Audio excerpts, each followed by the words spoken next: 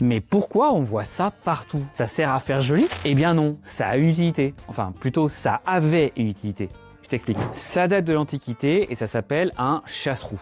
Et comme son nom l'indique, ça sert à chasser les roues. En gros, ça a été créé pour protéger les murs et les portes cochères. Tu sais, là, ces grandes ouvertures dans les façades d'immeubles, par où passaient les voitures ou les carrosses à l'époque. À l'origine, ces protections évitaient que les roues des carrosses, souvent volumineuses, dont dépassait un morceau appelé moyeu, viennent taper les rebords des murs. Souvent conduits par des cochers en galère ou par des chevaux un peu trop motivés, les chasse-roues étaient là pour limiter les dégâts. Présents depuis l'Antiquité, ils étaient généralement en pierre brute ou taillés.